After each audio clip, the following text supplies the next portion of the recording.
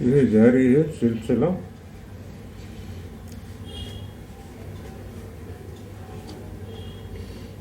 علامہ احمد ابو سعید صاحب حیدرآباد دکن کہ جو کچھ انہوں نے تفہیم القرآن ترجمان القرآن کریم کے نام سے موسوم کر کے عرض مرتب جو لکھا ہے اس کا کچھ حصہ میں نے پڑھا، بالکل ابتدائی حصہ، بس وہی جاری ہے. سب ہیڈنگ استفادہ قرآن مجید اور قرآن فہمی سے متعلق مولانا مودودی کی چند اہم ہدایات. مولانا محترم نے تفہیم القرآن کی تکمیل کے مان بعد اپنے آخری دور حیات میں اپنی صحت کی خرابی اور کمزوری کے باوجود ترجمہ قرآن مجید مع مختصر حواشی کی شکل میں مکمل تفہیم القرآن پر اثر نو نظر ثانی فرمائی. بعد ازاں قرآن کا ترجمہ اور تفہیم القرآن کی مختصر ترین تفسیری حواشی کے ساتھ ایک ہی جلد کی شکل میں ترجمہ قرآن مجید مختصر حواشی 1973 میں شائع فرمایا اور عرض مترجم کے اختتام پر تحریر فرمایا. ترجمے سے یعنی یہ مولانا سید ابوالعلا مودودی کا بیان ہے ابھی جو پڑھ رہا ہوں. ترجمے سے فائدہ اٹھانے کے لیے میرے نزدیک مناسب ترین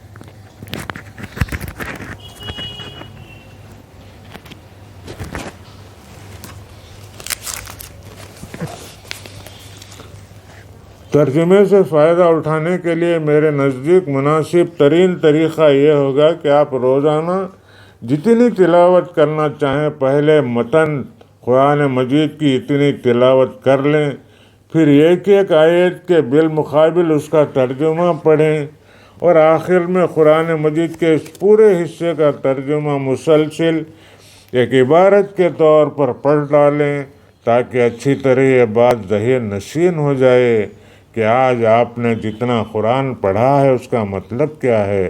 اس کے ساتھ اگر کوئی لفظی ترجمہ بھی پیش نظر رکھا جائے تو اچھا ہے تاکہ ہر لفظ کا مفہوم بھی معلوم ہو جائے. کچھ اسی طرح تفہیم القرآن جلد اول کے دیباچے میں مولانا مودودی تحریر فرماتے ہیں. جو لوگ اس کتاب یعنی تفہیم القرآن سے پورا فائدہ اٹھانا چاہیں ان کو میں مشورہ دوں گا کہ پہلے ہر سورت کے دیباچے کو بغور پڑھ لیں. دیباچہ بھی لکھا ہے آپ نے، اس کو بغور پڑھ لینے کے لیے کہا.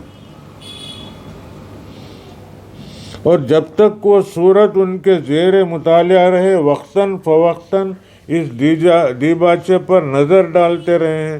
پھر روزانہ قرآن مجید کا جتنا حصہ وہ معمولاً پڑھتے ہوں اس کی ایک ایک آیت کا لفظی ترجمہ پڑھ لیں.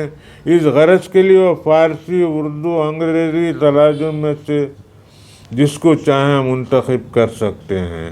اس کے بعد تفہیم القرآن کی ترجمانی کو حواشی کی طرف توجہ کے بغیر مسلسل ایک عبارت کے طور پر پڑھیں تاکہ قرآن مجید کے اس حصے کا پورا مفہوم بیک وقت ان کے سامنے آ جائے. پھر ایک ایک آیت کو تفصیل کے ساتھ سمجھنے کے لیے حواشی کا مطالعہ کریں. اس طرح پڑھنے سے مجھے توقع ہے کہ ایک عام ناظر کو قرآن مجید کی عالمانہ واقفیت نہ صحیح عامیانہ واقفیت انشاءاللہ بخوبی ہو جائے گی. اب اس کے بعد جو ہے احمد ابو سعید صاحب لکھتے ہیں تلاوت قرآن کریم سے متعلق مولانا محترم کی مندرجہ بالا ہدایات کو ہم اہم 5 نکات میں اس طرح تقسیم کر سکتے ہیں. کیا لکھتے ہیں علامہ احمد ابو سعید صاحب؟ تلاوت قرآن کریم سے متعلق مولانا محترم کی مندرجہ بالا ہدایات کو ہم 5 نکات میں اس طرح تقسیم کر سکتے ہیں۔ نمبر 1، متن قرآن مجید کی تلاوت ترتیل و تجوید کو ملحوظ رکھتے ہوئے کر لیں۔ نمبر 2، ایک آیت پڑھ کر اس کے بالمقابل اس متعلقہ آیت کا مکمل ترجمہ پڑھ لیں۔ نمبر 3، روزانہ معمولاً پڑھی جانے والی تلاوت قرآن مجید کے اس تلاوت شدہ پورے حصے کی ترجمانی کو حواشی پر توجہ کیے بغیر ایک عبارت کے طور پر پڑھ لیں۔ نمبر 4، ایک آیت کے الفاظ کا لفظی ترجمہ بھی پیش نظر رکھا جائے۔ نمبر 5، پھر ایک آیت کو تفصیل کے ساتھ سمجھنے کے لیے اس آیت کی تفسیری حواشی کا مطالعہ کریں۔ تفہیم القرآن اور ترجمہ قرآن مجید میں ترجمانی آیت بآیت نشان زدہ نہیں ہے اور نہ ہی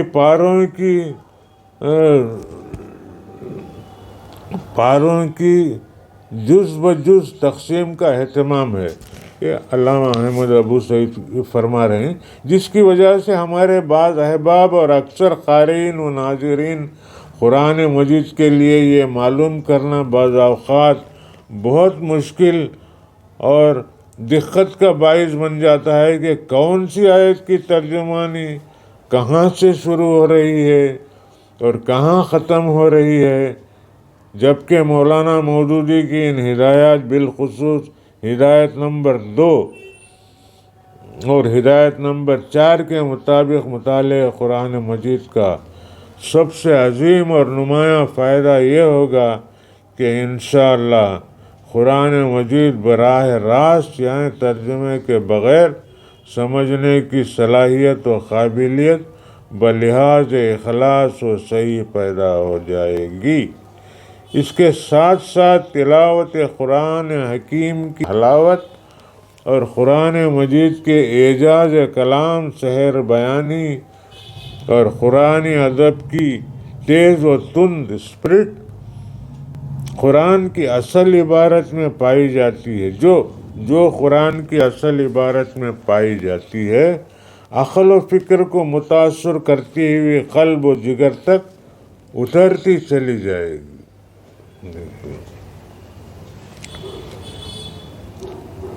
کتاب انزلناہ الیک مبارک لیدبروا آیاتہ ولیتذکر اولو الالباب، سورہ 7 29۔